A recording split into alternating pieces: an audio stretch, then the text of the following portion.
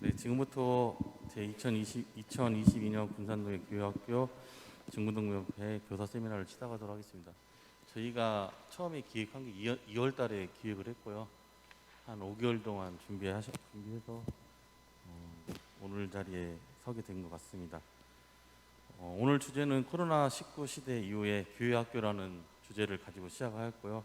그다음에 이제 네 분의 주제 발표자를 모셔서 저희가 내용과 그다음에 플로어에 있는 질문을 통해서 진행하도록 하겠습니다. 먼저 하늘수목교회 담임 목사이신 박형규 목사님,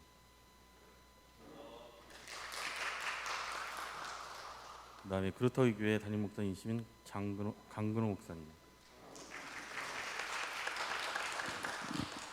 서천 유센터장이며 발산교회 심화하시는 정주모 장로님, 청소년 자치연구소 사무국장이고 양무르교회 중고등부를 담당하시는 오성우 집사님. 네, 이렇게 네 분이 주제 발표하실 겁니다. 그리고 혹시 질문하실 내용이 있으면 페이지 63페이지 보시면 제 전화번호가 있습니다. 거기에 문자나 보내주시면 되고요. 그다음에 아니면 쪽지 적으셔서 여기 앞에 계시는 총무님한테 전달해 주시면 이 자리에서 질문을 하고요. 만약에 그 질문이 안 되면 저희가 그 답변과 같이 해서 책자에 실도록 하겠습니다. 네, 그리고 이 자리를 격려해 주시기 위해 함께해 주신 내빈들을 소개해 드리도록 하겠습니다. 네, 아니, 노 회장님은 내려가셨네요. 먼저 중고등부 전국연합회 회장이신 신점철 장로님, 그리고 임원분. 네, 인사만 하나 듣도록 하겠습니다. 짧게 해주십시오. 예, 교회학교 중고등부 전국연합회 48회기 회장으로 섬기고 있는 울산노의 신점철 장로입니다. 반갑습니다. 예, 오늘 아침에 동해 바다를 보고 출발해가지고 이 서해 바다 앞에 군산에 도착해서 여러분들 함께 되어서 감사를 드립니다. 참으로 어려운 시기인데 이렇게 교사 세미나를 준비해서 이렇게 할 수 있는 데 대해서 우리 회장님을 비롯해서 모든 임원들에게 감사를 드립니다. 우리 전국연합회도 이제 코로나 팬데믹 지나가는 이 상황에서 모든 행사들을 잘 준비해서 우리 여러분들과 함께 올해 한 해를 진행해 나가도록 하겠습니다. 함께 협력 부탁드리겠습니다. 감사합니다. 그리고 중고등부의 호남협의회 회장님 아니시고 총무님이신 김민주 장로님.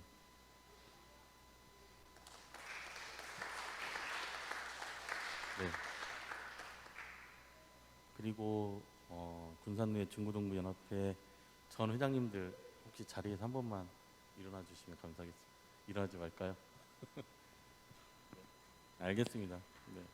그리고 군산로의 남성교연합회 회장이신 양기민 장로님. 네. 네. 인사말 한번 부탁드리겠습니다. 네. 그리고 아동부 연합회 회장이신 조성주 집사님. 네. 그러면 이후의 시간은 총무이신 김유곤 집사님께 마이크를 넘기도록 하겠습니다.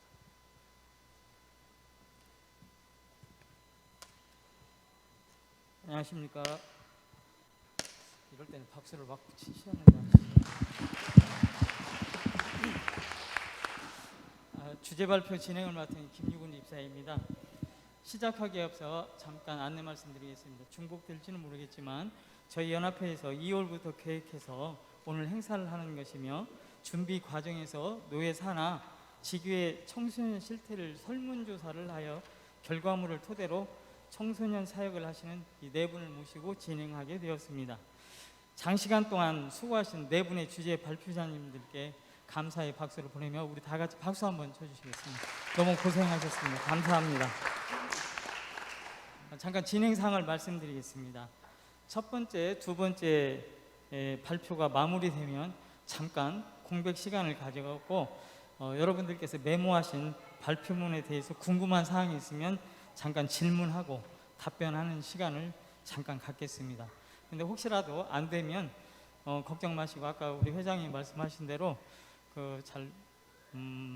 질문을 하면 답변을 해가지고 저희가 책자에 실겠습니다. 또 질문 전에 메모하셨다가 간단하게 질문해 주시면 되겠고요. 그리고 세 번째, 네 번째 주제 역시 마찬가지로 좀 전에 말씀드린 것 같은 내용으로 그렇게 진행하겠습니다. 시간 관계상 질문을 못 하신 분들은 조금 전 말씀드린 대로 해주시면 되겠고요. 그러면 시간만 계속 가니까 첫 번째 발표자 박형규 목사님부터 발표하시겠습니다. 네, 박현규 목사입니다. 시간도 10분밖에 안 준다 그러는데 원고를 준비하는 것은 몇 날 며칠을 날 샜는데 10분밖에 주지 않는다 가지고 굉장히 서운하긴 하지만 제가 이제 목회를 하기 전에 한 20년 정도 교육 사업을 했었습니다. 그때 아이들하고 항상 지내는 상황이었고, 그다음에 그 이후로 제가 이제 청소년 수련원을 하나 해봐야 되겠다 생각하고 교육대학원에 가서 청소년 지도 전공을 공부를 했습니다. 근데 그 공부를 한 1년쯤 하다 보니까 하나님이 그거 그만하래요. 그래서 제가 2년 동안 안 된다고 버티다가 그럼 뭐 해야 됩니까? 목회를 하래 가지고 제가 목회를 하게 됐습니다. 그래서 청소년에 대한 관심들은 많고요. 2019년에 무주에서 전국 중고등부연합회 그 수련을 했었는데 2박 3일 동안 제가 우리 교회 식구들, 교회 청소년들하고 그다음에 우리 발산교회 청소년들 같이 가서 2박 3일 동안 찬양을 인도했던 적이 있고, 우리 노예 안에서도 우리 중고등부연합회에서는 저를 너무나 사랑하셔가지고 찬양 집회를 해달라고 해서 몇 번 했고, 오늘은 또 이렇게 공부하는 것을 또 저한테 맡겨주셔서 너무 감사합니다. 그래서 이 2000년대 이후로 이제 교회 학교가 상당히 위기다. 뭐 교회 학교뿐만이 아니라 교회가 위기다라는 말이 있었죠. 그런데 통계청 가운데에 통계청 자료에 의하면 개신교 인구 가운데 가장 많은 수를 차지하는 연령대가 40대에서 50대랍니다. 그러니까 그래프상으로 따지면 항아리 모양이 된 거죠. 이게 발전 지향적인 모양은 피라미드 구조가 돼야 되는데 항아리 모양은 결과적으로는 나중에 어느 한 세대가 지나면 이제 다 붕괴된다, 이런 통계가 있습니다. 그래서 제가 준비한 자료를 통계로 보는 교회 교육이 있습니다. 이거는 이제 시간 관계상 이건 쭉 보시고요. 코로나 사태 이후에 문화랑 교수님이 2020년 9월 말에 코로나 사태 이후에 교회 학교가 어떻게 될 거냐 이렇게 묻는 질문에 변화가 있을 것이다라는 의견이 80.6%, 교회 학교가 위축될 것이라는 의견이 63.4%로 가장 많았습니다. 그리고 우리 노회가 지난 4월에 소속 교회에 출석하는 중등부 또 고등부 교사 목회자 전체 196명을 대상으로 청소년 예배와 활동 실태 조사한 결과 코로나19로 인해서 42.6%가 공예배에 참석하지 않는다고 이렇게 답했고요. 온라인 예배에 대해서 그러면 어떻게 생각하냐 여쭤봤더니 어쩔 수 없는 경우에는 할 수도 있다라는 의견이 과반수를 넘었습니다. 59.6%. 그리고 평상시에도 할 수 있다는 의견이 21.8%고요. 절대 해서는 안 된다는 의견은 4.7%로 이렇게 조사가 되어 있습니다. 그러면 코로나 시대에 교회 생활이 어떤 일이 있었느냐? 연동교회 이성희 원로 목사님은 코로나 시대 19에 다음과 같은 교회 생활 현상이 나타났대요. 첫 번째는 우리가 너무나 잘 알고 있듯이 언택트 영상 예배라는 거죠. 코로나19가 교회에 가져다 온 직격탄이 뭐냐? 바로 이 언택트 예배입니다. 영상 예배. 이 영상 예배라는 단어를 제가 신대원을 다니면서 예배학에서 배워본 적이 없습니다. 이런 단어를 들어본 적도 없는 단어가 이 코로나19 시대에 발생됐다는 사실이죠. 그래서 결과적으로 뭐냐, 이 언택트 예배를 통해서 예배의 의미가 아주 크게 훼손됐을 뿐만 아니라 결과적으로는 그리스도인의 신앙생활이 무너졌다라고 평가를 하고 있습니다. 두 번째는 찬양의 감동이 사라졌다라는 겁니다. 그 비말이 바이러스 감염의 원인이다 해가지고 마스크를 쓰게 하고 웬만하면 찬양을 자제시키고, 그리고 심지어 찬양대에도 합창이 아니라 중창이나 독창까지. 그런데 우리가 예배에 있어서 이 찬양의 중요성은 상당한 거죠. 그래서 코로나19를 통해서 찬양의 감동이 사라졌다. 세 번째는 코이노니아가 부족했다. 그래서 교제가 부족해졌다는 얘기입니다. 그 다음에 디아코니아도 쇠퇴했다. 교회 밖으로 봉사활동이라든가 이런 것이 많이 위축될 수밖에 없었다라는 거죠. 우리 노예 청소년들도 비슷한 얘기를 합니다. 그러면 교회에서 모이지 않으니까 밖에서 다른 친구들과 함께 어떤 봉사활동이나 이렇게 교제를 하냐 그랬더니 그렇지 않다라는 이야기가 40.5%나 나왔습니다. 결과적으로 코로나19로 인한 교회 생활은 우리 아쉬움과 함께 우리 한국교회가 풀어야 할 숙제를 남겼다고 보고 있습니다. 자, 그러면 이제 포스트 코로나 시대, 이 포스트 코로나 시대의 교회 교육은 어떻게 해야 되느냐? 저는 첫 번째 예배를 회복해야 된다고 생각합니다. 그러니까 저뿐만이 아니라 예배 전문가들은 대체적으로 이 포스트 코로나 시대에 예배를 회복하는 것이 가장 시급한 문제라고 생각하고 있죠. 그래서 이 코로나19가 교회에 가장 큰 타격을 입은 것이 예배인데, 예배가 무너졌어요. 그러면 그 예배가 무너졌어요. 그러면 어떻게 해야 되느냐? 모든 것을 기본으로 돌아가는 거죠. 그러니까 저도 이제 그 프로야구를 참 좋아하는데, 그 프로야구 선수가 1군에서 슬럼프가 옵니다. 잘 하다가도. 그러면 그 선수를 2군으로 내려보내서 감독이 하는 말이 뭐냐? 대체적으로 기본기를 다시 해보라고 합니다. 이게 선수는요, 기본 자세를 반복해서 연습하는 과정 속에서 서서히 자신감도 회복하고 슬럼프도 극복된다고 합니다. 그래서 교회의 기본은 예배고 성도의 기본도 예배입니다. 언택트 영상 예배가 아니라 예배당에 모여서 공동체가 함께 드리는 예배를 드려야 됩니다. 왜 그러냐? 이건 제가 하는 말씀이 아니라 하나님의 말씀이죠. 그러니까 성막이 이스라엘 공동체의 삶의 중심이 되었던 것처럼 교회는 성도의 삶의 중심이다, 이렇게 볼 수가 있겠습니다. 그래서 이성희 목사님이 말씀하신 내용에 보면은 지금부터 40에서 50년 전에도 미국에서는 TV 설교가 아주 대유행이었다고 합니다. 그래서 심지어 신학교에서도 영상 설교 강의를 개설하고 목소리, 메이크업 등을 강의했다고 합니다. 그런데 영상 예배가 유행이 된 이후에 미국 교회는 급속히 쇠퇴하기 시작했다 그래요.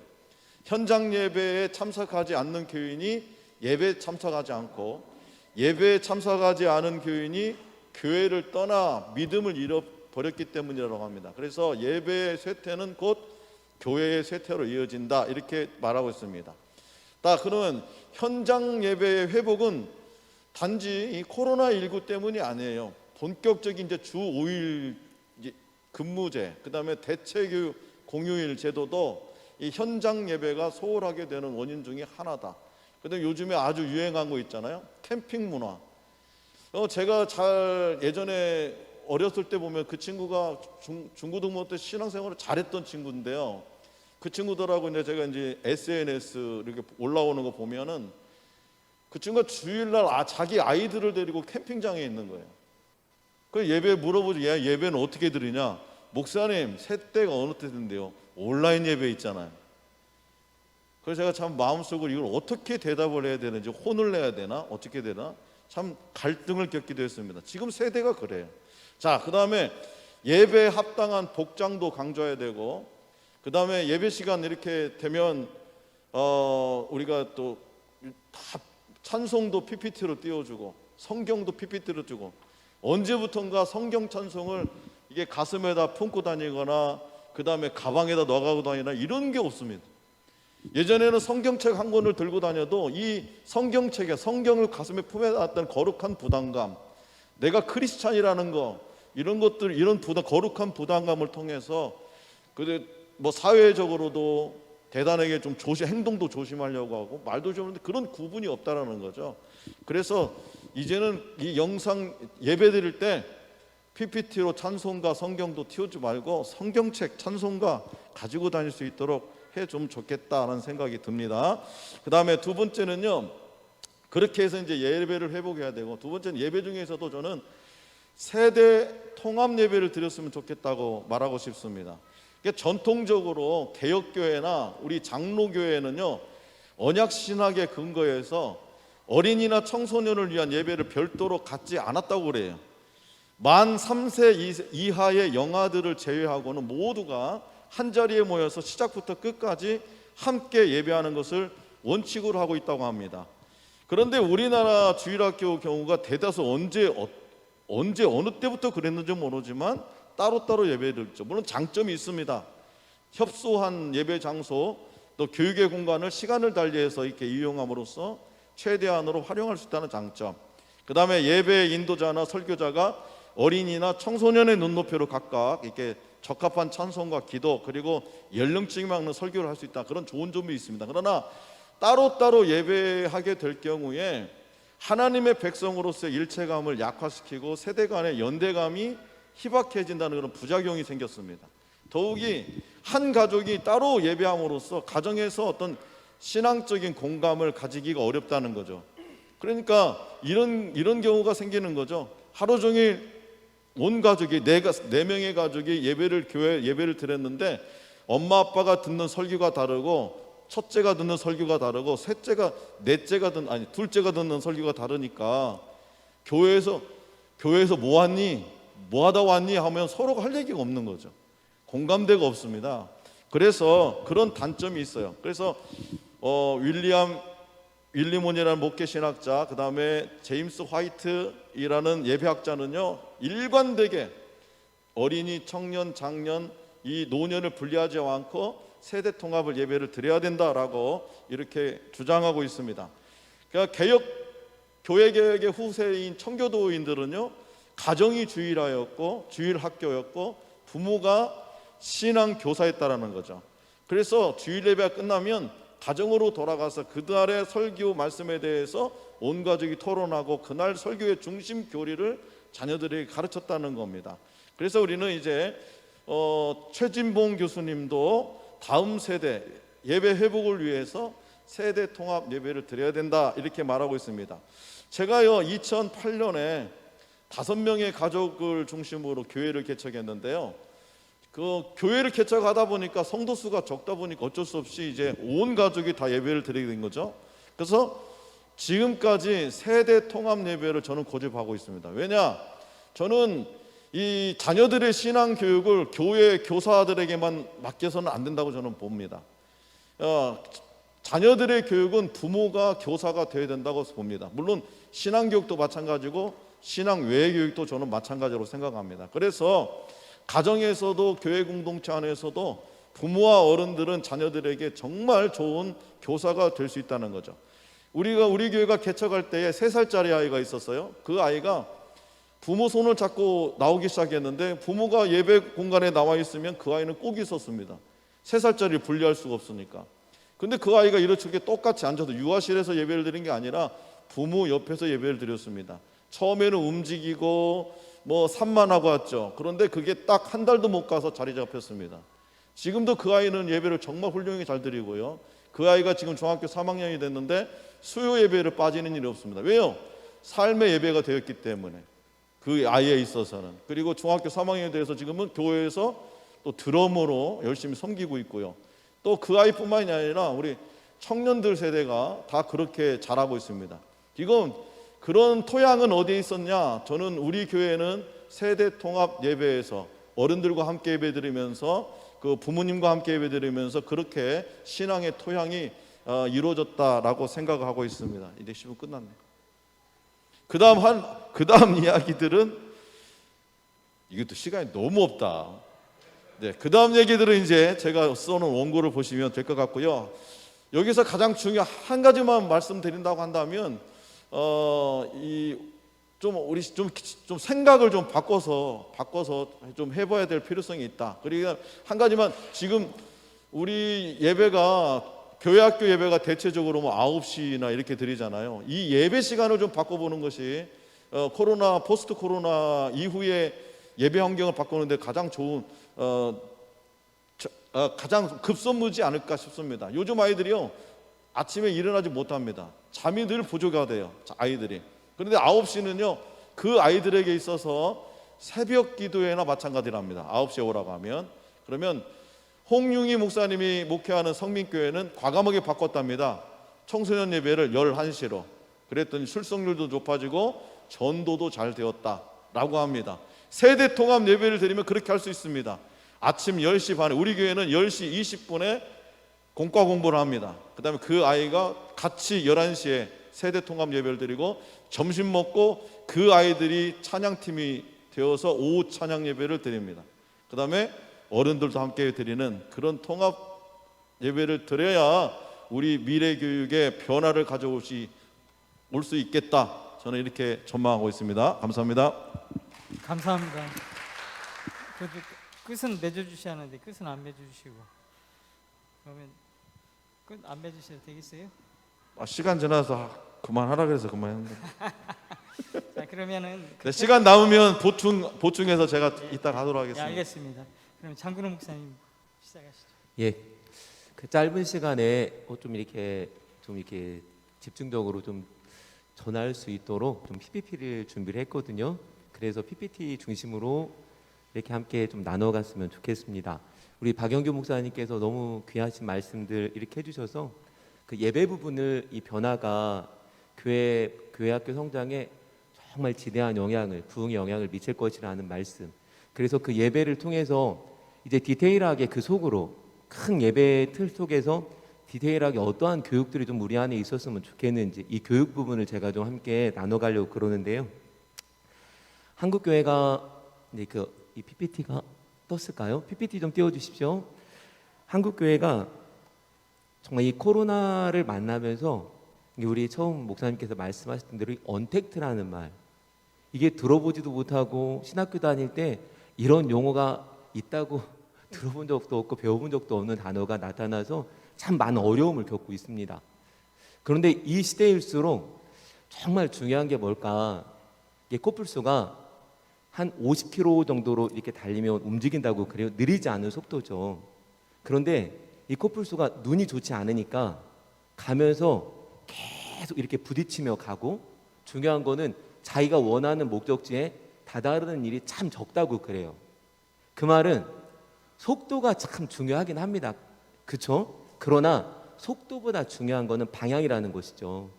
그래서 조금 더딜지라도 우리가 어떠한 교육의 원칙을 가지고 이 아이들에게 접근해 가야 될까, 이 부분을 조금 고민하는 시간이 됐으면 좋겠는데요. 제가 첫 번째로 교회 교육의 위기가, 지금 윗부분이 조금 잘렸네요. 이 교회 교육의 위기, 코로나 이전이나 이후나 동일하게 모든 이 교육학자들이 하는 이야기가 무엇이냐면은, 지금 교회가 빠른 시대의 변화에 대처하지 못한다. 이건 할 수가 없어요. 두 번째는 저출산, 고령화로 인한 인구 감소, 이거는 자연현상이기 때문에 우리 교회 교육의 이 양적으로 줄어드는 부분들을 우리 힘으로는 감당할 수가 없습니다. 제 원칙은 그래요, 선생님들. 제 원칙은 교회는 교회가 줄 수 있는 것을 줬으면 좋겠다는 거예요.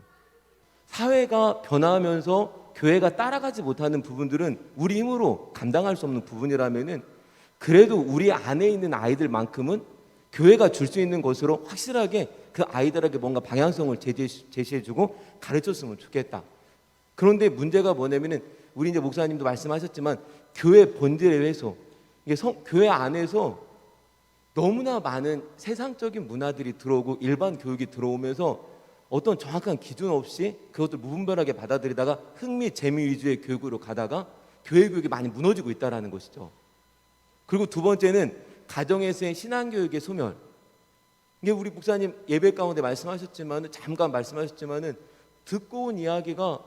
현장에서 듣고 온 이야기가 가정 안에서 전혀 접촉점이 없다 보니까 서로 다른 얘기를 하는 거예요. 이게 지금 우리 교회 가정들의 현실이라는 건데, 거기에다가 코로나를 겪으면 또 하나 언택트, 비대면 시대가 와버린 거예요. 아이들이 영상 예배를 당연하다 생각을 하고, 그리고 또한 드릴 수 있다고도 하고, 이게 그 표현이 우리 이 197명 이 설문조사를 했는데 그 중에 한 70% 정도가 이 부분을 가능하다고 여길 정도로 심각한 시대에 와 있다라는 것이죠. 자, 그럼 비대면 시대의 문제점이 뭐냐? 이곳은 시사위크의 작년 2021년에 11월에 이 한 기사가 이렇게 실렸습니다. 우리 아이들이 코로나 2년을 겪으면서 어떤 변화가 있었느냐? 이 부분. 첫 번째는 사회성 공동체성이 상실됐다. 이게 대면을 하지 않으니까 아이들이 이 부분에 대해서 전혀 무감각, 인지 기능, 신체 기능, 사회 정서가 굉장히 불안정하게 가고 있다라는 거.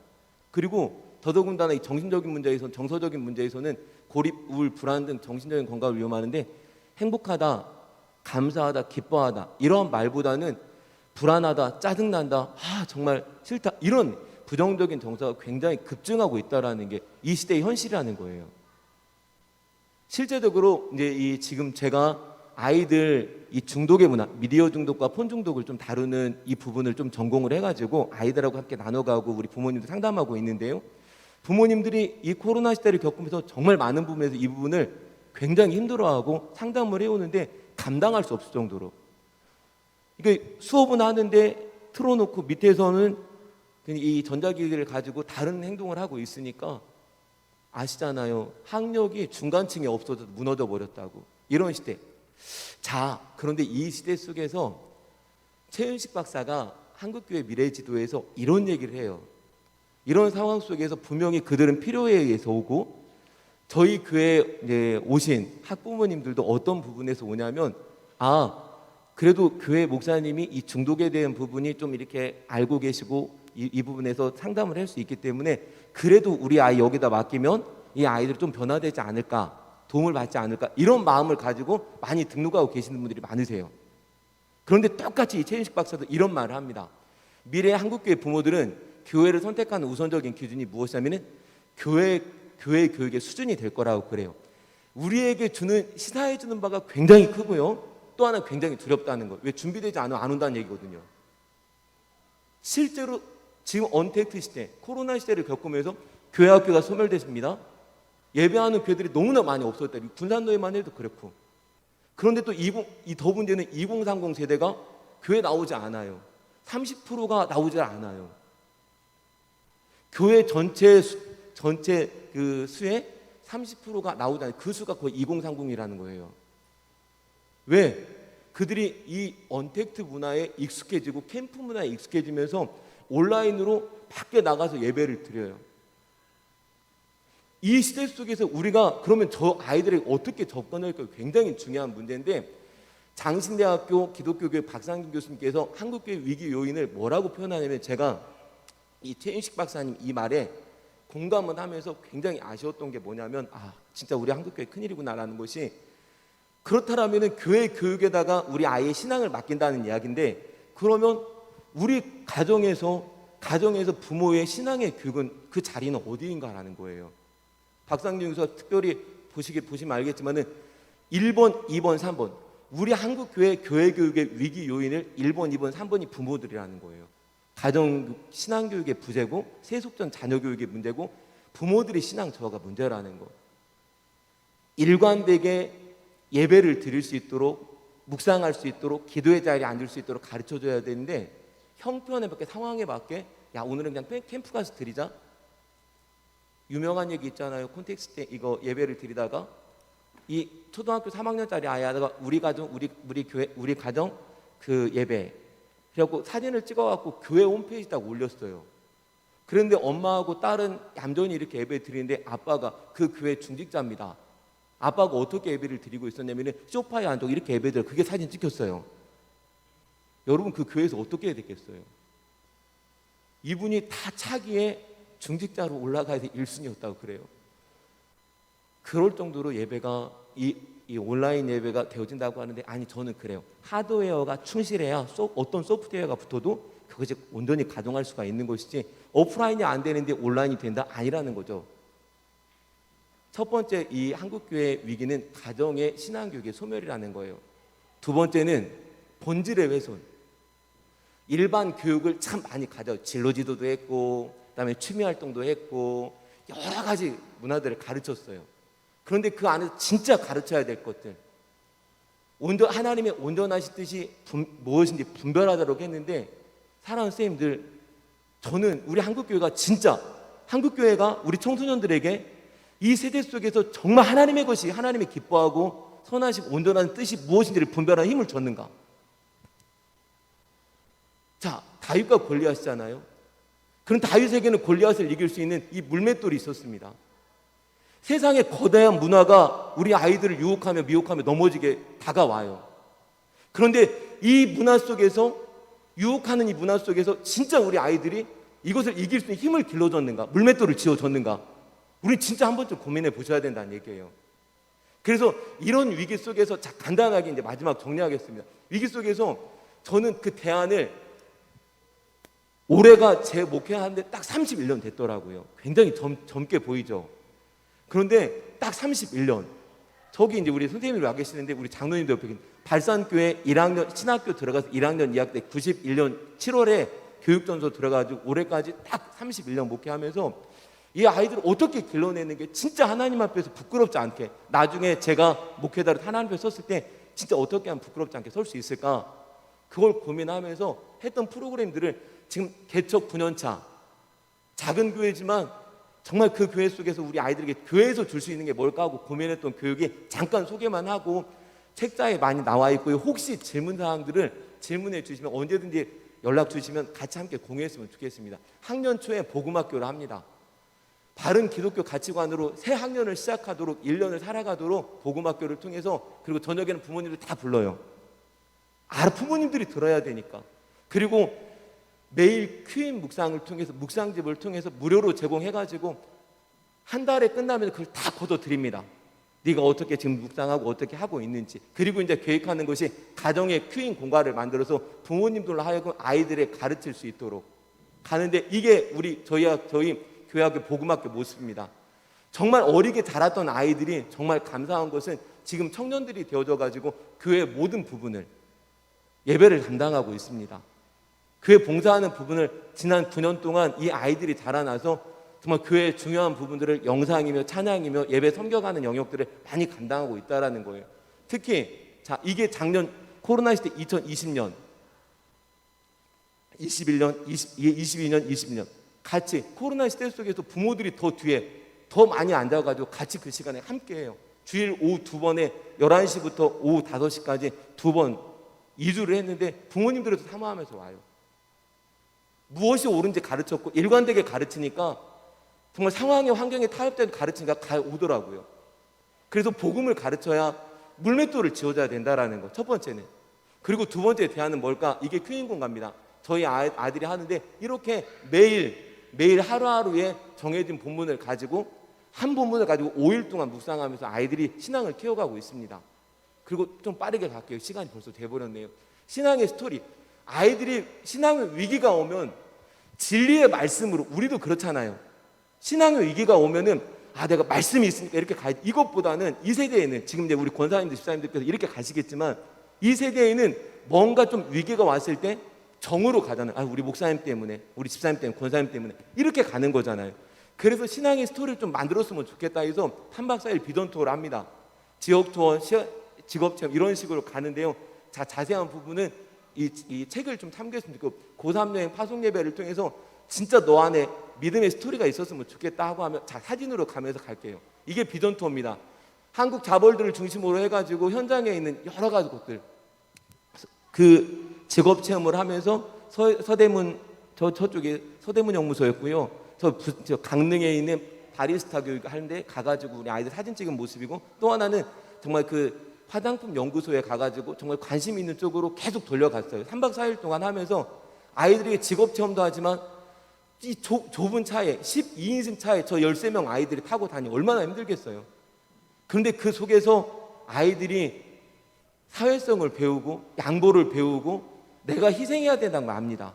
내가 어떻게 해야 여기가 조금이라도 편안할 수 있을까 하면서 아이들이 양보를 하더라고요. 두 번째, 이게 비전주일입니다. 작년에 호통판사, 우리 아마 유튜브에서 많이 보셨을 거예요. 천종호 판사님이 오셔가지고 전문직에 있는 신앙인들이 이분들을 모셔서 정말 아이들에게 올바른 가치관을 함양하기 위해서 가고, 우리가 가진 지식을 가지고, 전문 지식을 가지고 무엇을 위해 섬겨가야 되는지, 하나님을 위해 살아가는지 이 부분을 좀 가르치고요. 그리고 고3 여행은 하루는 2박 3일을 가는데 아이들에게 다 1박을 줍니다. 정말 재밌게 놀아요. 너무너무 재밌게 놉니다. 그리고 하루는 저하고 만나서 성경적 가치관, 연애관, 그리고 결혼관, 경제관, 세계관이 무엇인지를 한번 정말 한번 고민하고 돌아와서 하는 작업이 이 작업입니다. 마지막 파송 예배를 드립니다. 2월 마지막 주 대학으로 가고 취업을 하러 올라가야 되기 때문에 이 작업이 되지 않으면 안 될 것 같아서, 그래서 자기들의 입술로 교회에게, 부모님에게 감사하다는 말을 하고, 두 번째, 부모님들이, 어머니들이 세독식을 시키고 아버지들은 뒤에서 환영을 준비하고 마지막 전 교인이 환영하는 모습으로 마무리하는데요. 이 세독식을 하면서 정말 많이 부모님들이 많이 울었고요. 믿지 않는 부모들이 또한 이 후배들이 이 모습을 보면서 정말 나도 저 시간에 저 자리에 있어야 되겠다. 발을 씻기면서 사회로 나가는데 곁길은 안 가야지. 가지 말라고. 실제로 저희 아이들 중에 엄마가 시켜준 이 세독식 시간 때문에 정말 좋지 않은 그 유흥의 문화들로 가려다가 돌이킨 아이들도 많이 있습니다. 자기들이 와서 고백을 하니까요. 그리고 나서 마지막 신앙의 스토리, 마지막은 신앙 스토리는 이렇게 신앙 앨범을 만들어 줍니다. 그래서 너희가 1학년 때부터 마지막 고등학교 그 3학년까지 너희들이 어떻게 신앙생활을 했는지 잊지 않았으면 좋겠고, 그 앨범을 보면서 다시 한번 그 이전에 너가 열심히 살고 교회 안에 생활했던 모습들을 기억했으면 좋겠다 하면서 이렇게 이제 이 조그마한 아이들이 이렇게 자라났는데요. 이 모습들을 통해서 마지막 시간이 많이 가서 죄송합니다. 진짜 마지막 드리고 싶은 얘기는, 교회는 세상에 많이 빠르게 변화되어지는 문화, 이런 속에서 우리가 할 수 있는 것은 딱 교회는 교회가 줄 수 있는 것만 주자. 복음이면 충분하고 진리로 가르쳐 놓으면 자기들이 무엇을 분별해야 될지 정확히 알더라고요. 그 길을 걸어가고요. 이상입니다. 감사합니다. 열정적인 말씀 참 감사합니다. 시간이 다 쓰시고도 더 넘쳤네요. 그래서 우리가 약속은 약속이지만 그래도 기회를 우리 박형규 목사님한테 아까 마무리 못했는데 그 말씀하시고 나서 질문 사항 있으면 정리하십시오. 한 2분 정도만 말씀하시면. 시간 또 주는 거예요? 감사합니다. 그런데 예배 시간, 그 청소년부 예배 시간에 대해서 좀 심각하게 생각할 필요성이 있고요. 그다음에 이제 제가 마지막으로 미래교육의 비전에 대해서 말씀드리고 싶은 건, 지금의 공과 공부를 여러분들이 한번 심각하게 좀 생각해 볼 필요성이 있다 이거죠. 그러니까 이 아이들이, 아까 우리 노회장 목사님도 말씀드렸지만, 교사가 뭔가 성경적인 지식을 집어주는 우리 교사, 이건 필요 없습니다. 그러니까 아이들의 삶의 변화를 일깨워주는 그런 교사가 되어야 되는데, 우리가 이제 교사 활동을 하다 보면 이 공과 공부책 이 진도를 빼는 데에 너무나 목적을 두다 보니까 그런 면에서 조금 우리가 안일해지지 않았나 싶은 생각이 들고요. 그 대구에 있는 모 교회가 자체적으로 조사를 했는데, 교사 중에 14.9%만이 현재의 공과 공부에 만족하다고 했고요. 학생 2명 중에 1명은 지겹다.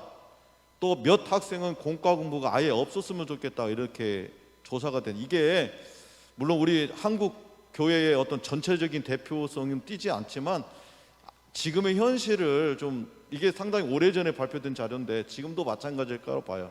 그래서 이 공과 공부를 어떻게 할 건가에 대한 고민도 한번 해봐야 되는데, 그 현유광 교수님은 뭐라고 하냐면, 가능하면 학생들로 하여금 말을 많이 할 수 있도록 교사는 배려해야 된다는 거죠. 너 설교 말씀 뭘 들었니? 그 말씀이 내 삶 속에 어떻게 적용했으면 좋겠니? 너는 이 말씀을 듣고 어떤 생각이 들었니? 이렇게 자꾸 질문을 유도하는 교사가 되었으면 좋겠다라고 얘기하고 있습니다. 그래서 가장 좋은 점은 뭐냐? 학생들이 그날 예배를 통해서 하나 선포된 이 하나님의 말씀을 품고 곧바로 이 삶의 터전으로 나갈 수 있게 만든다는 거죠. 내 삶 속에 적용시킬 수 있는 그런 공과 공부가 되어야 된다는 얘기입니다. 그래서 저는 속된 말로 이 공과 공부 때려쳐라 그런 얘기가 아니고, 우리 선생님들이 지금까지 열심히 헌신해 왔던 거 노고 잘 압니다. 그러나 현실을 좀 냉정하게 분석해서 공과 위주 이 진도를 빼는 거냐, 아니면은 정말 이 학생들에게 우리 장 목사님 말씀처럼 물맷돌을 쥐어주는 것을 역할을 할 거냐, 이것을 고민을 좀 해봐야 된다고 생각합니다. 그래서 마무리는 뭐냐, 저는 한마디로 말하면 제가 오늘 여러분들에게 말씀드리고 싶은 것은, 제가 초등학교 때 드라마 한 거 하나 봤어요. 매주 토요일 날 초원의 집이라는 드라마를, 흑백 드라마를 봤는데 그 생각이 자꾸 나는 거예요. 다른 건 기억나지 않고, 그때는 제가 신앙생활도 하지 않았습니다. 그런데 이 사람들이 치열하게 삶의 현장에서 작업복을 입고 흑투성이가 돼서 서부 개척 시대를 살아가는데, 마을 사람들이 주일이 되면 깨끗하게 말끔하게 차려입고 마차에 타고, 그래서 성경 찬송을 들고 예배당에 가서 예배를 드리는 거예요. 그때 그 할아버지 옆에서 5살짜리 꼬마가 이렇게 정장을 입고 앉아서 예배 드리는 모습, 그게 지금도 남아있고, 목사님 예배를 어떻게 드렸으면 좋겠습니까? 어떤 예배를 드렸으면 좋겠습니까? 라고 말한다면, 저는 그런 예배, 초원의 집에서 모든 세대가 함께 앉아서 하나님 앞에 예배 드리는 그 기쁨과 감격을 맛볼 수 있는 그런 예배, 세대 통합 예배를 드리자. 아멘. 자, 끝. 마무리죠. 우리 박수, 네. 이럴 때는 박수 한번 치시고 마무리를 딱 시키셔야죠. 네, 감사합니다. 혹시 그 메모, 예, 질문, 예, 잠깐만요. 마이크 드릴게요. 간단하게. 네, 죄송합니다. 사실은 두 분 목사님이 1시간씩 해주셔도 지금 내용이 모자란 것 같은데, 저는 두 가지 질문 드리고 싶은 것이, 가정에서 신앙을 회복할 수 있는, 좀 오늘 말씀해 주신 모든 것이 제가 평소에 생각했던 내용이 이 원고에 있어서, 이 원고 스토리 전체가 제 머릿속에 있는 내용이라서 정말 깜짝 놀랐고요. 두 가지 좀 현실적인 질문은, 가정의 신앙을 그럼 회복하려면 구체적으로 어떤 방법을 하면 좋겠는지 하고, 하나는 뭐 목회자가 세대 통합 예배를 딱 하면 좋지만, 그렇지 못할 경우에 우리 중고등부 예배를 좀 뭐 뒤로 미룰 수 있거나 그런 현실적인 방법들이 뭐가 있을지 좀 궁금합니다. 지금 박형규 목사님한테 네, 분- 두 번째 질문은 제가 대답하고, 네, 네, 첫 번째 질문은 장 목사님 하는데요. 예, 예. 이제 그냥 저희는 저희 교회 얘기할게요. 아까도 말씀드렸는데, 저희 교회는 예배당이 세대 통합을 드려도 자리가 남습니다. 뭐 그러니까 상관이 없어요. 뭐 자리가 부족해, 작년 예배만 드려서 자리가 부족한 교회가 아니었기 때문에 처음부터 저희는 이제 올해 10시 20분에 그 청소년부 공과 공부를 합니다. 10시 20분에. 그러면 10시 한 50분 정도에 마치게 되는 거죠.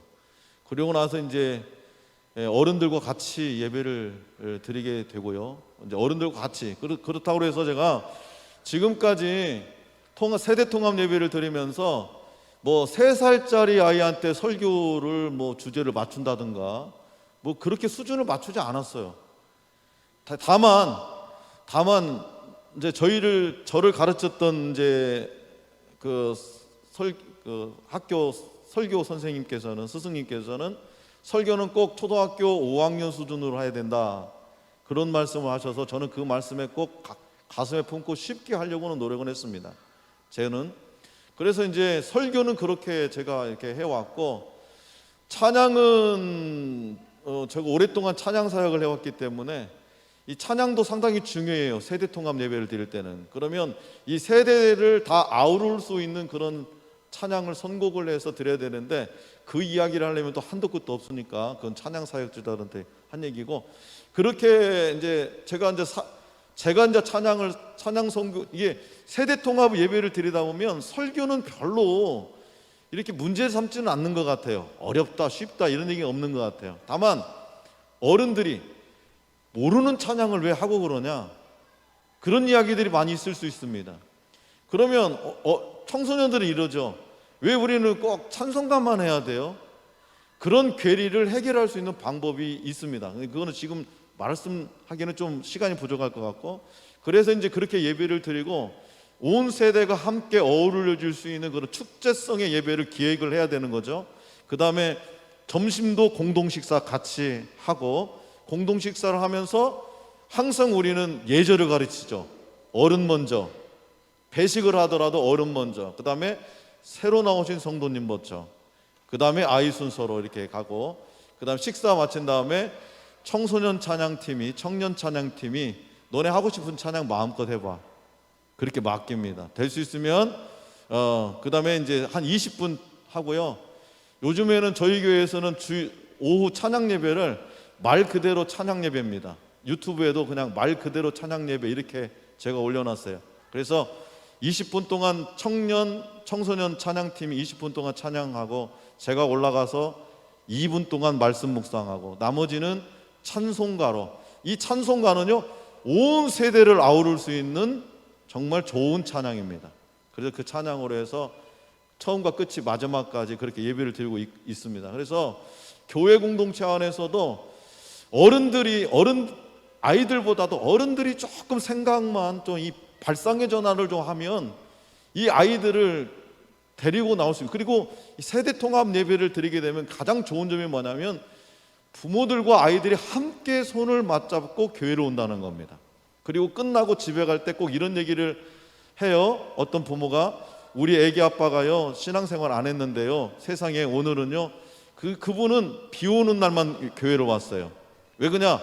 비 오지 않는 맑은 일요일 날은 가서 야구를 하는 선수, 야구를 해야지. 그러니까 비가 오니까 자기 아이들을 보러 온 거죠. 근데 마무리해 주시죠. 네, 마무리하겠습니다. 이 아빠가 차를 타고 가면서 목사님 설교 얘기를 한다는 거예요. 깜짝 놀랐는데, 이 이야기를 듣고 아이들끼리 아빠하고 서로가 그 설교 내용을 가지고 서로 코멘트를 한다는 거예요. 그 엄마가 깜짝 놀라서 저한테 전화 왔어요. 세대 통합 예배는 바로 이런 겁니다. 가정의 신앙교육은 세대 통합 예배의 기초가 될 수 있을 것 같아요. 저희가 아까 퀸 묵상이라는 말씀을 드렸는데, 가정 예배가 왜 안 될까?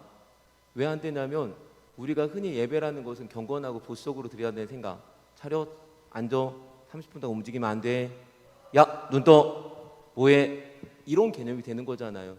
그런데 아까 우리 목사님 공과를 뭔가 물맷돌을 지어, 짧은 시간이지만 이게 진도 위주가 아니라 물맷돌을 지어주는 시간이 됐으면 좋겠다.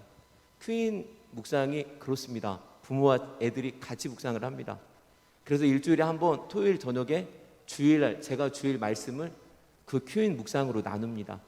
그래서 자료가 있으니 당연히 아이들이 또 자기들이 묵상한 이야기니까 같이 나눠요.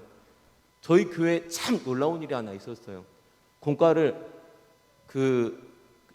송이 모임, 구역 모임이라고 그러잖아요. 아이를 데리고 이 엄마가 송이 모임에, 구역 모임에 가신 거예요. 그런데 어른들이 나누는데 그때 당시 본문이 이 롯이 술을 먹고 이렇게 이제 조금 그 범죄했던 이 부분이었거든요. 근데 왜 이런 일이, 롯은 왜 술을 먹고 그렇게 실수를 했을까? 이런 질문이었는데 딱 한 가지.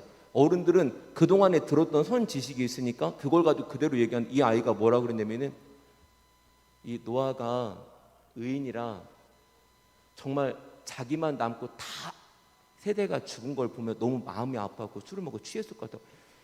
송이장이 깜짝 놀라고 전화가 왔어요.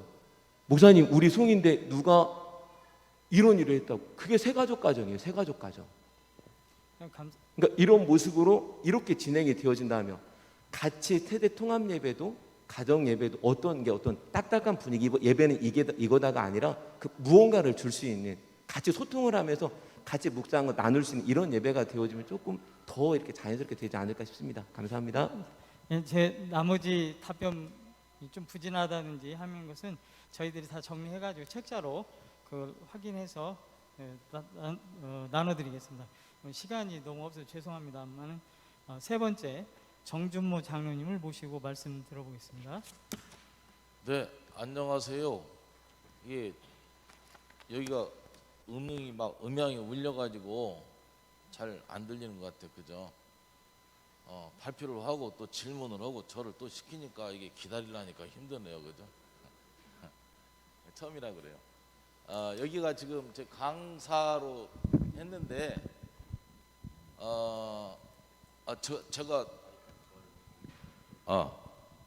제가 생각보다 괜찮은 강사예요. 근데 이 군산에서 활동할 때는 별로 움직이지 않았거든요.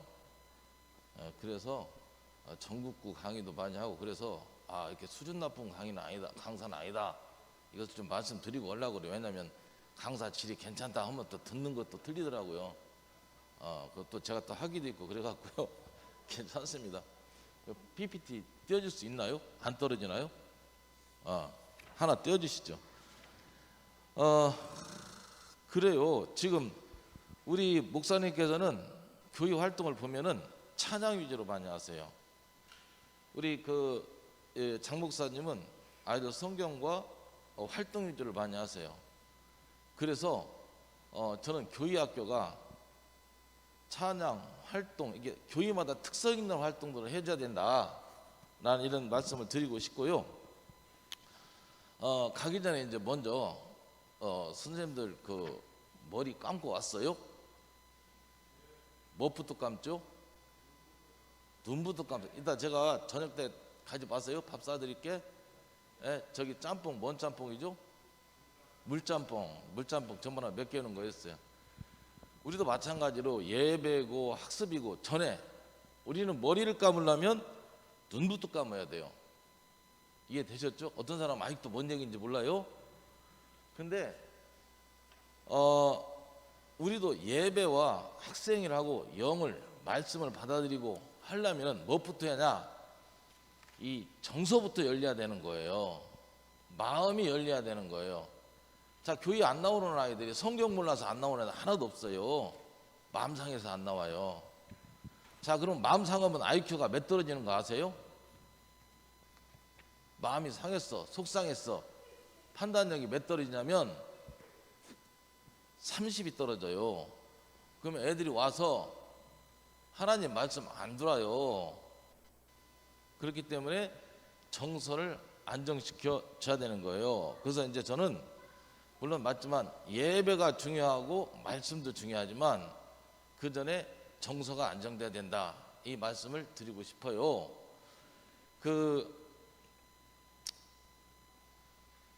우리가 이제 예배를 얘기하는데, 자, 우리가 학교에 가면 교과서를 배우면 뭐가 된다? 다 훌륭한 사람이 된 것 같이 얘기하잖아요. 우리가 다 교과서 같은 얘기예요. 그러면 예배를 드리면 다 우리가 신앙생활을 잘한다 이렇게 얘기하는데, 투입과 예배와 산출을 한번 봐요. 그럼 그 예배가 어떤 예배인가? 우리 예배라는 것을 그냥 깜깜하게 놓고 예배를 가면 무조건 영성이 좋고 하나님의 말씀이고 좋고 이렇게 얘기하는데, 그 예배가 질이 어떤 거냐? 설교라는 걸 통해서도 그 예배가 목사님의 생각이 들어갈 수 있고, 그 다음에 다른 세상적인 것도 들어갈 수가 있어요. 그렇기 때문에 그 예배라는 거에서 상당히 우리가 정제된 예배, 쉽게 말하면 이스라엘 같은 데서는 그래서 성경을 읽을 때 그냥 그 성경을 읽고 토론하는 방식으로 얘기가 많이 되는 거예요. 이제 그것도 우리가 한번 짚고 넘어갈 필요가 있어요. 그리고 저 뒤에 어디 갔지? 뿅아리. 이쪽은 나왔는데 이쪽은 안. 이쪽은 뿅아리고요. 이쪽은 후라이예요. 일본 전 총리도 돌아가셨는데 후라이 일본말 써서 그런데요.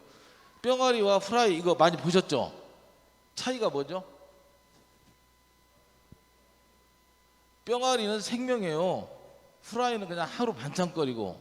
그러면 뿅아리는 뭐냐면 자기가 스스로 나온 거예요. 후라이는 뭐죠? 깨고 바깥에서 들어간 거예요. 그러면 교육으로 말하면 뭐냐면 뿅아리는 자기주도 교육이에요. 후라이는 주입식 교육이에요. 그러면 교육도 마찬가지예요. 자, 애들 말 안 들어요. 그럼 마음의 문의 열쇠는 누가 갖고 있죠? 문을 열든 안 열든 아이들이 갖고 있어요. 그러면 엄마가 야, 뭐 좀 해라 그러면 안 해요. 누가 마음이 생겨야 되죠? 그 아이의 마음이 생겨야 돼요. 그래서 문고리는 누가 열어줘야 되는 거니? 아이가 열어줘야 되는데, 공부해라 안 해요. 교회 가자 안 가요. 근데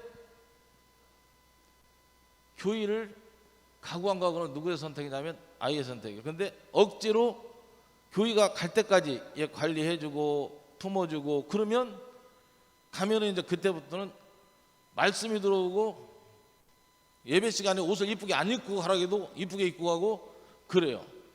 근데 엄마가 억지로 가라겠어. 가요? 가면 대충 가요. 그래서 이제 그렇게 가면은 뭐라 그러냐? 목사님은 너희들의 자세들이 어떠냐? 교사들은 너희들의 자세 이렇게 하면 걔네들은 IQ 30이 딱 떨어진 상태에서 또 떨어져요. 그러면 아이들은 교회 가고 싶어요? 안 가고 싶어요? 안 가고 싶어요. 그래서 주입식 교육은 사실 그 아이들한테 우리가 폭력을 행사한 거예요. 마음의 문을 열지 않았는데 폭력을 행사한 거예요. 그렇게 되면 그 아이는 후라이가 되는 거예요. 자, 예수님이 그 그림, 문을 두드리고 있는 그림 한번 보셨어요? 거기에 보면은 그 문을 두드리는데 손가락이 말이요, 뼈가 나올 때까지 두드렸다는 거예요. 제가 어렸을 때 그 생각했어요. 나 예수님 안 믿으려고 했어요. 왜냐 그 그림을 보고 예수님이 문 하나도 못 열고 들어가는데 어떻게 그 예수님을 믿냐는 거예요. 근데 제가 알고 봤더니 예수님이 문을 두드리면서 열어주기까지 기다렸더라고요. 손가락에 뼈가 나올 때까지. 그래서 누가 열어주지 않느냐? 아이들이 열어주지 않는 거죠. 그래서 그 아이들을 열 때까지 뭘 열어주냐? 정서를 안정시켜 주는데, 왜냐하면 성경적이에요. 성부, 성자, 성령. 성부는 말씀의 하나님, 성자는 행위 하나님. 왔다가 올라가셨을 때 누가 오셨죠? 정서의 하나님, 성령님 오셨잖아요. 지금 우리가 성령님이 함께 계셔요. 정서의 하나님이세요. 감동을 주게 만드세요. 근데 그 감동이 있어야만이 누가 와요? 말씀도 들어오고 뭐도 할 수 있어요? 행위도 할 수 있는 거예요. 근데 우리는 거꾸로 생각을 하는 거죠. 현재는 지금 성령의 하나님이 여기 인재 계시잖아요. 그럼 성령의 하나님은 감성의 하나님이시다. 그래서 그러면 얘네들이 프라이가 됐는데 결혼을 갖다가 생명이 되게 하려면 어떻게 하냐? 품어줘야 돼요. 며칠 품어야 돼요? 21번. 교회 와서 애들이 잘못하면 귓밤배기 탁 때려가지고 보내면 안 돼요. 21번은 품어줘야 돼요. 자, 지금도 왜 중고등학교가 안 되냐? 옛날에는 아까 말씀드렸지, 학교에 가면, 교회에 오면요 수련회 했어요. 그 다음에 뭐 했죠? 남자도 있고 여자도 있고 그 다음에 또 막 과자도 주고 그랬어요. 문화를 앞서갔어요. 근데 지금은 어떻게 해요? 그리고 교회에서 그때는 때리들 안 했어요. 교회는 때리는 데가 아니에요. 학교는 때리고 공부 가르치고 학교가 싫은 거예요. 근데 바뀌었어요. 학교는 말이에요, 더 좋은 데로 수련회 가요.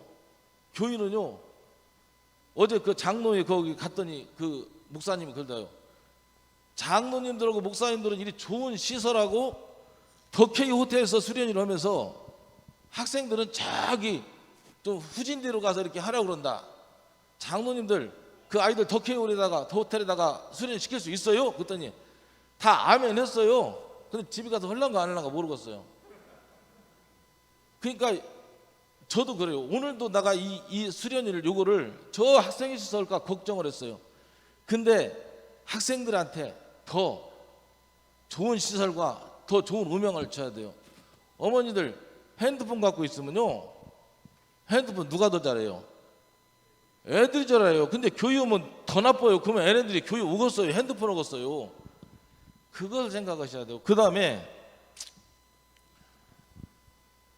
20일 동안 품어야 되는데 20하루 품어야 하는데 뭘 갖고 품어야 하냐? 그냥 품으면 안 돼요. 나쁜 짓 됐다고 품으면 안 돼요. 그 아이의 강점을 품어줘야 돼요. 교회에 오면요, 아무리 교회에 뭐 싸가지 없는 애들이 오지 전부 다 훌륭한 애들이 뭐로 와요?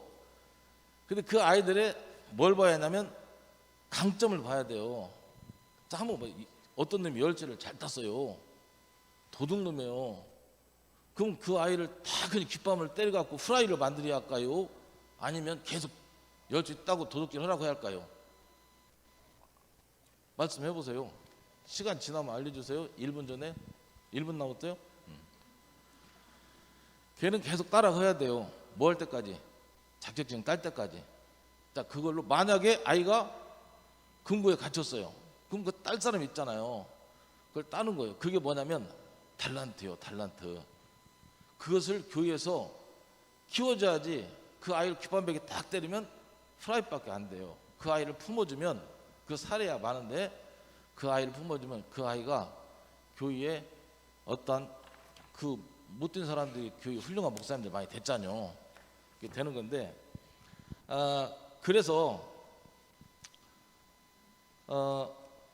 예배 시간에 뭐냐면 학생들하고 교사하고 목사님하고 성도들하고 신뢰가 회복돼야 돼요. 신뢰가 안 되면요 아무리 주옥 같은 얘기를 해도 안 들어요. 너나 잘해. 그요. 너나 잘해. 우리 아까 그랬잖아요. 목사님 신뢰가 안 돼.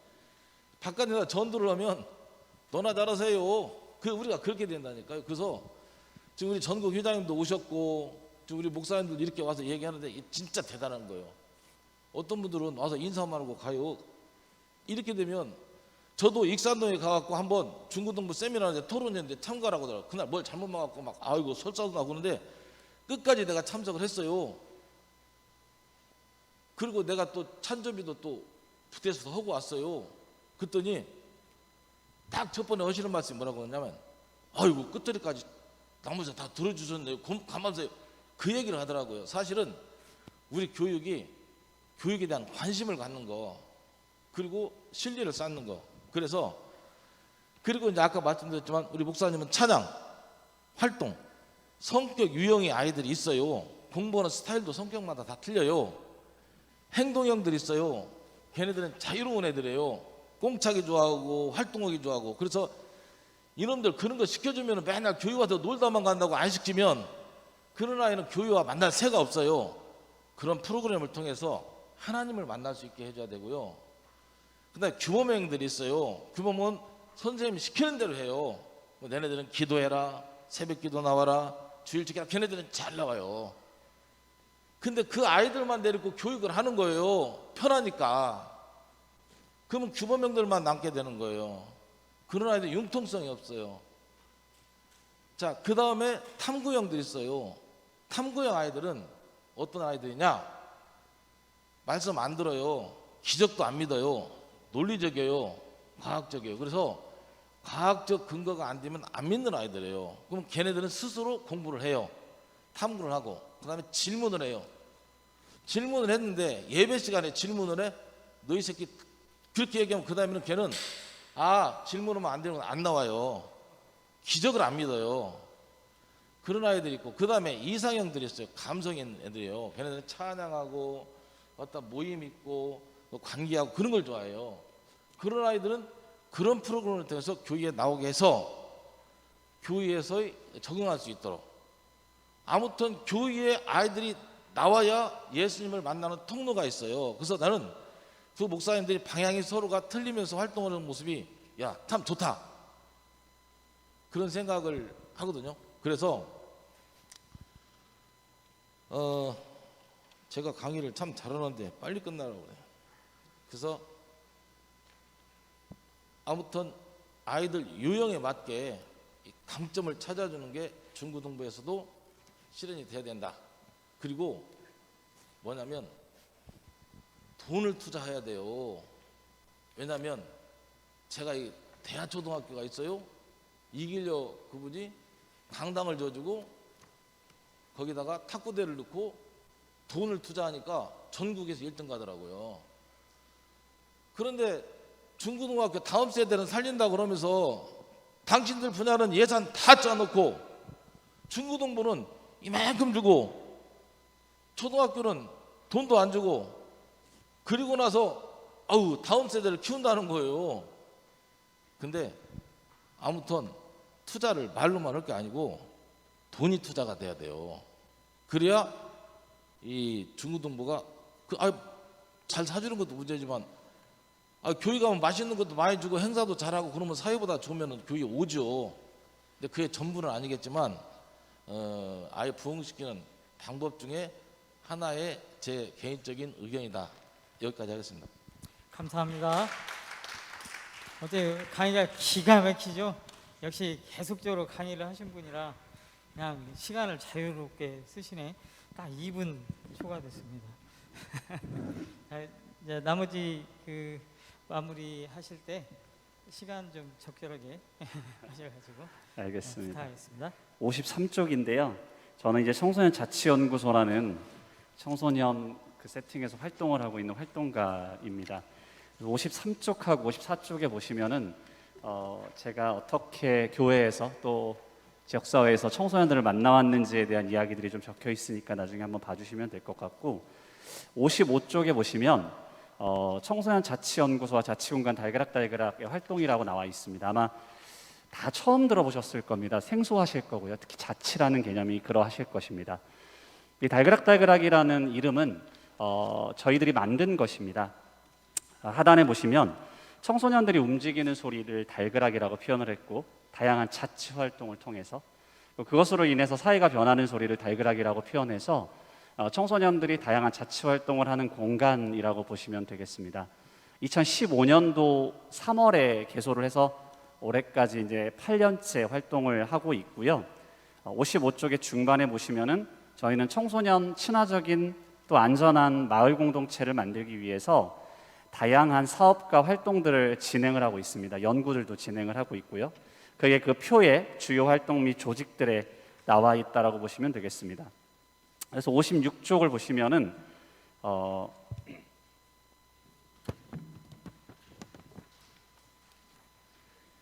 우리 청소년자치연구소에서 함께하는 청소년 조직과 운영활동 조직들이 있습니다. 우리 자치연구소에서는 청소년 자치라는 개념을 청소년들이 자기 삶에 참여하며 생명과 공생, 공존하기 위해 지역사회에서 행하는 모든 활동을 자치라고 규정하고 활동을 하면서 대략 10개 내외의 자치기구들이 토요일 날 실제 진짜 활동을 하고 있습니다. 저도 지금까지 활동을 아이들하고 하고 만나고 이제 부랴부랴 왔고 다시 또 들어가서 활동을 해야 됩니다. 또한 이런 청소년들의 활동을 지원하기 위한 지역사회의 다양한 전문가 그룹들이 있으십니다.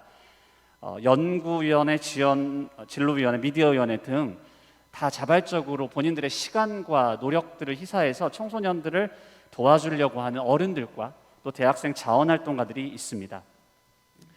57쪽에 보시면 사실 이런 달그락 활동이 너무나도 많지만 한 2가지 정도만 잠깐 말씀드리고 변화 이야기와 이걸 어떻게 교회학교가 접목할지에 대한 얘기를 하고 마치려고 해요. 그게 핵심이죠. 달그락 활동 사례 중에 하나는 2016년에 있었던 청소년 자치권 확대를 위한 조례를 만든 그런 사례들의 내용들을 그냥 아주 단편적으로 썼습니다. 중요한 건 이 과정에 청소년들이 형식적으로 참여한 것이 아니라 진짜 관여하고 참여하고 자기들의 삶들을 만들어갔다는 것입니다. 올해에 선거가 있었습니다.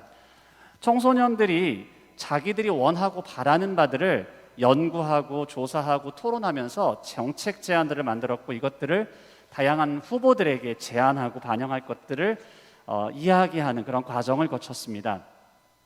이런 활동들을 통해서 우리 청소년들은 어떤 변화들이 있냐면 그들의 주체성이 강화되고 자신감이 향상되고 글쓰기를 하는 능력이 강화되고 세대 간의 관계성이 굉장히 좋아졌다는 얘기들을 제가 하는 게 아니라 청소년들이 직접 합니다. 57쪽 하단에 보시면 우리 청소년들은 매년 활동이 끝나면 한 편의 글을 쓰는데 그 글 안에 이런 내용들의 변화들이 담겨 있습니다. 또한 지역사회 제도와 정책들을 변화시키는 변화들이 있다고 보면 되는데, 제가 이제 얘기하고 싶은 건 사실 58쪽에 있습니다. 이게 이제 핵심이 될 텐데, 그렇다면 이런 지역사회 중심의 달그락 청소년 활동을 어떻게 그럼 교회 청소년 예배와 활동에 접목해 볼 수 있을까를 제 나름으로 한번 고민해 봤습니다. 청소년 활동론이라는 책에 보면 그 다양한 지역사회에서 어떻게 청소년 활동을 할지를 제언이 돼 있고, 그거를 가지고 제가 어떻게 이걸 또 교회에 적용해 볼지를 생각을 했습니다. 4가지가 있는데 한두 가지만 얘기를 그냥 드릴게요. 첫 번째, 청소년 참여와 청소년이 살기 좋은 지역사회라는 가치에 대한 성찰 과정과 이에 따라 청소년 중심의 구체적인 자치활동의 전략이 필요하다라는 제언이 있는데, 이와 관련해서는 저는 이렇게 생각했습니다. 교회의 예배와 활동에는 청소년들이 주체자가 돼야 됩니다. 주인이 돼야 됩니다. 형식적인 참여자가 아니라 제가 아까 처음에 말씀드렸다시피 자기 삶에 관여하고 직접 평가하고 해석해야 되는 그런 삶이 돼야 됩니다. 이것이 굉장히 중요합니다. 그러기 위해서는 교회에 있는 어른들과 교사들이 청소년들을 진짜 시민으로 바라봐주고 소통해줘야 됩니다. 청소년들은 어린이나 아이들이 아닙니다. 우리랑 함께 살아가는 시민이라는 해석들이 좀 필요하죠. 2번째는 이런 것들인데, 청소년이 살기 좋은 지역사회에 대한 해석은 청소년들이 해야 된다. 그들이 목적하는 지역을 일구기 위한 구체적인 활동과 해석이 존재해야 된다라고 했는데 이거와 관련해서는 이렇게 생각을 한번 해봤습니다. 하나님 말씀에 대한 어떤 확신과 또 아가페 사랑을 중심으로 하는 섬김과 친교에 대한 이 활동과 해석을 우리 청소년들이 직접 할 수 있게 해봐야 된다. 그래서 반기별로 어떤 평가의 시간을 통해서 혹은 글쓰기를 통해서 예배나 교회 청소년부 활동에 대한 의미를 찾고 해석할 수 있는 기회가 필요하다라고 했는데, 사실 앞선 두 목사님과 또 우리 장로님의 말씀에 이런 내용들이 다 녹아 있어서 더 추가적으로 얘기하진 않아도 될 것 같습니다. 그러니까 오늘 나오신 세 분들은 이미 너무 잘하고 계신 거고, 이걸 이제 어떻게 개교회에서 실제 해나가실 것이냐, 또 제가 얘기하고 싶은 부분은 어떻게 하면은 그래서 더 청소년들의 자치성을 강화하고 그들의 주처성을 드러내면서 이들이 드러나는 예배와 활동이 될 것이냐를 더 강조하고 싶었습니다. 59쪽 상단에 보면 사실 이제 온라인 예배나 활동에 대한 부정적인 시각들이 많았습니다. 사실 앞선 목사님과 장모님 맞습니다. 상당히 맞는 부분이지만 저는 조금 다르게 생각해서, 그럼에도 불구하고 이것까지도 활용을 할 수 있는 부분을 통해서 청소년들을 더 교회에 올 수 있게 하고 관계를 형성할 수 있게 한다면 이것조차도 굉장히 중요할 수 있겠다. 저희도 2021년도에 코로나 사태 때 활동을 할 때 굉장히 어려웠습니다만은 다른 청소년 시설들 많이 문 닫을 때 저희는 이 온라인을 활용해서 끝까지 청소년들과 관계 형성을 했고 그것이 이어져 왔기 때문에 지금도 활동이 굉장히 왕성하게 되고 있습니다. 결론인데요. 청소년들의 주체성, 그 다음에 청소년과 교사, 청소년과 교인들의 이 관계가 살아나는 게 굉장히 중요합니다. 이것이 있을 때 뭐든 가능하다고 생각을 합니다. 청소년들이 스스로 해냈다라는 마음을 가질 수 있게 해줘야 되는데 사실 이건 굉장히 어렵습니다. 저도 굉장히 어렵거든요. 청소년들의 주체성과 자유의지는 저는 하나님이 주신 품성이라고 생각합니다. 이를 더욱 드러내기 위해서는 훈련과 과정이 필요하고 저는 이런 자치 활동이라는 걸 통해서 어느 정도 발현이 가능하다고 생각합니다. 마지막 하나만 더 말씀드리면 청소년들이 있는 그 현장으로 저는 가야 된다고 생각합니다. 저희도 그렇게 하고 있고요. 그게 저는 온라인일 수도 있고 그들이 있는 어떤 음파일 수도 있고요. 교회에 와서 예배드리는 거 너무 동의하고요. 하지만 저는 청소년부 예배와 활동들은 그들이 있는 곳으로 사실 우리들이 가져서 또한 그들의 주체성을 어떻게 향상시키고 그들을 시민으로 바라보며 그들이 시민으로서 지역사회와 교회에서 바로 설 수 있게 하느냐, 이런 고민들을 하는 게 굉장히 중요하다는 말씀을 드리면서 마무리하도록 하겠습니다.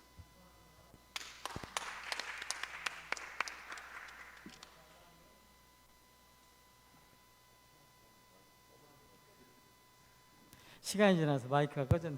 혹시 질문하실 거 없으시죠? 너무 지루하시죠? 첼로 그 고개 끄덕거리는 우리 아동부연합회 회장님이신 것 같은데 제가 특별하게 질문할 거 있으면 한번 하시죠. 간단하게.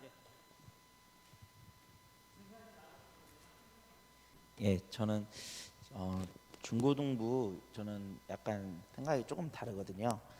그러니까 지금 전 세계적으로 코로나가 온 게 이것도 하나님의 큰 계획이라고 생각하고 이제는 이제 교회 안에서만 모여서 예배를 하는 거에는 어느 정도 한계성을 가졌고 이제는 이제 그게 가정으로 펼쳐서 가정에서 믿음의 주체와 예배당이 가정에 설립되면 좋겠다는 생각을 그냥 저는 좀 개인적으로 하고 있었거든요. 그래서 가정으로 보내는 공과나 가정과 믿지 않는 가정 같은 경우는 가정과 가정이 연합하는 구역 중심의 공과가 교회를 무너뜨리는 거 아니고 교회에서 컨트롤하며 컨트롤 타워처럼 교회 내에서 컨트롤하며 운영하는 식으로 이렇게 좀 진행이 되면 어떨까라고 생각을 해서 아까 질문은 아까 초분께서 가정 그 예배를 하는데 제가 가지고 있는 이런 식의 그런 사고나 그 방식이 그 목사님이나 그 장로님 볼 때는 좀 위험한 건지 좀 궁금하기도 해요.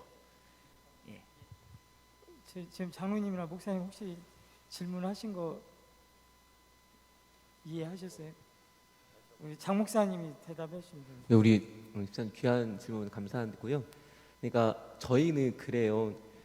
가정으로 이게 언택트 시대에 흩어지는 교육, 소그룹 이런 얘기를 참 많이 하는 거잖아요, 집사님. 그런데 실제적으로 가정으로 보냈을 때 그게 저도 정말 귀한 교육이고 그렇게 가야 될 거고 이 언택 시대에서 이게 이제 귀한 진리 하나의 발견이니까요. 그런데 그 부모들이 가정으로 갔을 때 할 수 있느냐? 이 영역을 이게 훈련되지 않는 부모들이 흩어졌을 때 가능하겠느냐? 이 부분이 가장 큰 문제더라고요. 그래서 제가 부모들을 교회로 불러들이고 그 부분을 먼저 기초 작업을 해나가는 이유가 흩어져야 결국에는 저도 같은 생각이에요. 흩어져야 됩니다. 이제는 가정을 세워가야 되고 정말 소굴을 만들어가야 되고 왜 대규모로 안 되는 시대가 와버렸으니까 이제 코로나가 또 하반기 때 또 온다고 하는데 이 시대 속에서 그렇게 가야 되는데 그 시간 동안 어떻게 할까? 그래서 제가 이제 큐인 공과를 저희도 2학기 때부터 공과를 가정으로 돌려야 되겠다. 이것이 이제 그 공과가 가정에서 부모들이 교사가 돼서 할 수 있도록 도와주는 것, 이 작업을 하는 것이거든요. 이게 부모들이 어떤 역량이 되어져서 이끌어갈 수 있는 게 된다라면 좋지만 이 자료가 없으면은 전혀 못 움직이는 부모님들도 계시니까 그것을 교회에서 만들어서 이끌어갈 수 있는 이런 부분들을 좀 도움을 줘야 되지 않느냐 이런 생각들을 이렇게 좀 제언을 해드립니다. 감사합니다. 뭐 많은 질문이나 의문 사항이 있겠지만 저희가 준비한 건 여기까지고요. 혹시라도 더 의문 사항이 있다든지 질문 사항이 있으시면 아까 광고 시간에 말씀드린 것처럼 그렇게 해주시면 감사하겠고요. 오늘 질문해 주신 분이 어디 교회신가요? 선생님, 다운교회. 예, 제가 진행을 잘못해가지고 어느 교회 소속과 그 직함을 못 물어봐서 죄송합니다. 아무튼 장시간 고생하셨고 수고하셨습니다. 감사합니다.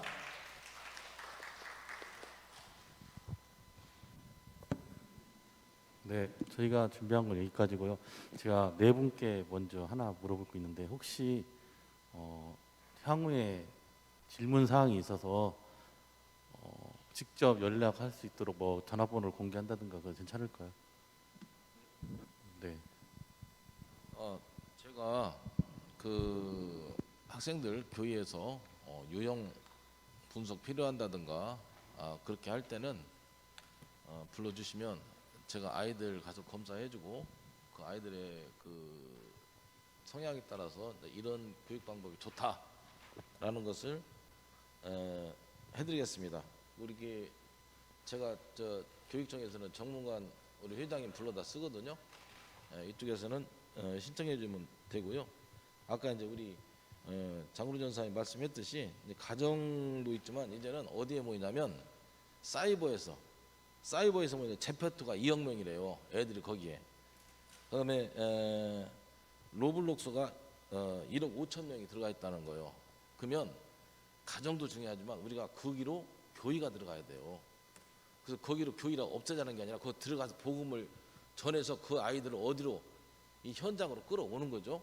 이제 그런 시대가 열리기 때문에 교회도 준비해야 되고 이제 오늘은 지금 다음 주에다가 그걸 주 목적으로 해야 되는데 사실은 그 주제를 충분히 살리지 못한 것 같아요.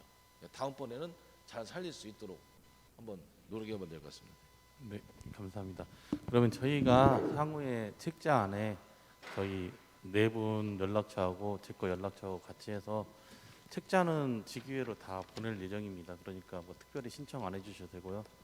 원래 처음에 목적이 군산노예 청소년이 어떻게 있는지 그리고 그 파악해서 각 교회에 알리는 게 올해 저희가 목표였기 때문에 그걸 하도록 하겠습니다. 그리고 끝나고 나가시면 밖에 석고 방향제라고 해서 선물이 준비되어 있습니다. 그거 가져가시고요. 네, 혹시 시간이 되시면 저희가 식당도 잡아놨습니다. 식당이 잠깐만요. 식당이 저기 영화동에 있고요. 서천 해물 곱돌 솥밥. 이름이 어렵네요. 네, 서진입니다. 서진. 그래서 궁전 갈치집 옆에 있습니다. 그래서 시간 되시면 같이 음식을 나눌 수 있도록 하시면 감사하겠습니다. 다 오시라고 할까요? 네, 꼭 오십시오. 기다리고 있겠습니다. 네, 여기서 마무리하고 저희 총위원회 위원장님이신 박형규 목사님이 기도하시고 마무리하도록 하겠습니다. 감사합니다. 네, 우리 중고등부 연합회에서 이렇게 오늘 이번 행사를 준비하면서 제가 감사드리고 싶은 건 뭐냐면 우리 노예 안에 이렇게 우리 목사님들과 또 장로님, 집사님들 이렇게 전문가들을 이번에 초대를 해서 이렇게 했다는 점에 대해서 굉장히 감사하게 생각해요. 모든 일을 하다 보면 대체적으로 뭐 노예 밖에 있는 뭐 이 유명 인사들이라든가 전문가들을 초청했는데 이번에 우리 중고등부는 그러지 아니하고 노예 안에서 전문가들을 좀 발굴해서 이렇게 함께 고민하고 나눴다는 것에 대해서 정말 감사드리고요. 앞으로 이런 일들이 우리 노예 안에 전문가들이 많습니다. 우리 장로님도 그렇고 우리 오집사님도 그렇고 현장에서 또 발로 뛰는 이 전문가들도 많고 그러니까 이런 노예 안에서 찾으면 훨씬 더 일하는데 편할 것 같아요. 다른 부서에서도 그런 일들이 많이 있었으면 좋겠습니다. 하여튼 오늘 감사합니다. 기도하겠습니다. 하나님 아버지, 오늘 우리 군산노예 중고등부 연합회에서 코로나 시대를 겪으면서 고민하고 있는 우리 청소년들의 예배, 교육, 교회 교육에 대해서 연구하고 또 이렇게 발제하고 함께 토론할 수 있는 기회를 주셔서 감사합니다. 이 모든 일의 근본은 하나님의 나라를 세워가는 일입니다. 우리 청소년들을 교회 공동체 안에서 바르게 잘 양육해서 하나님 나라의 귀한 일꾼 삼고 그리고 대대로 신앙의 아름다운 유산을 물려가는 일에 우리 소명을 받았기 때문에 그 일을 감당하게 된 줄로 믿습니다. 이번 군산노예 중고등부 연합회와 또 우리 각 지교회와 또 우리 선생님들이 한마음 한뜻 되어서 다음 세대들을 또 바르게 양육하고 교회 교육하는 일에 헌신할 수 있게 하여 주시고 또 우리 청소년들이 다음 세대의 미래 교회의 주역이 될 수 있도록 우리 최선을 다해서 잘 가르치는 우리 선생님들 되게 하여 주옵소서. 우리 선생님들의 수고와 그 노고를 하나님께서 아시오매 그 헌신 위에 하나님께서 만배로 갚아 주시옵소서. 예수님의 이름으로 기도하옵나이다. 아멘.